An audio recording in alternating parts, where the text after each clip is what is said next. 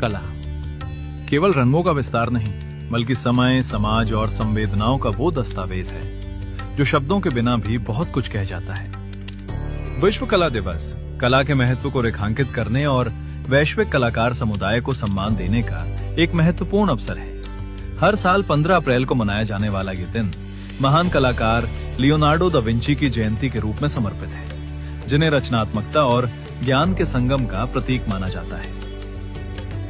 विश्व कला दिवस के इस अवसर पर भारत की कला परंपरा को समझना इसलिए और भी आवश्यक हो जाता है क्योंकि यहाँ कला केवल रचनात्मक अभिव्यक्ति तक सीमित नहीं है, बल्कि ये धड़कन की तरह जीवन के हर पहलू में रची बसी है।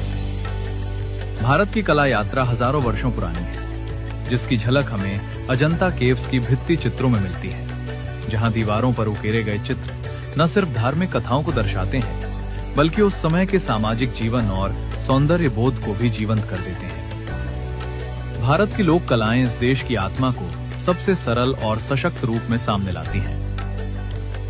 बिहार की मधुबनी पेंटिंग में जहां प्राकृतिक रंगों और बारीक रेखाओं के माध्यम से जीवन, प्रकृति और पौराणिक कथाओं को उकेरा जाता है, वहीं महाराष्ट्र की वारली पेंटिंग अपनी सादगी के बावजूद जीवन के गहरे दर्शन को प्रस्तुत करती है। इसी तरह उड़ीसा की पटचित्र में कपड़े और ताड़पत्रों पर बनाए गए चित्र सदियों पुरानी कहानियों को आज भी जीवित रखते हैं।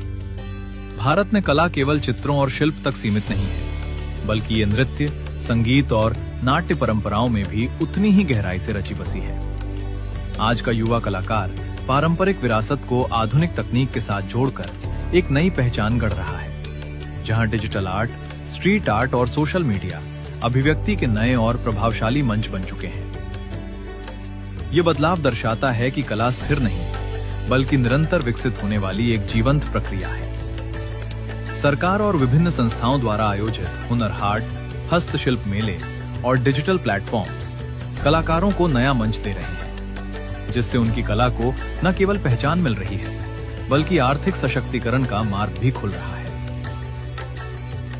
विश्व कला दिवस केवल एक उत्सव नहीं है, बल्कि ये एक ऐसा अवसर है जो हमें ये संदेश देता है कि कला हमारी पहचान की नींव है, हमारी विविधता की शक्ति है और हमारी सांस्कृतिक विरासत की सबसे सुंदर अभिव्यक्ति है।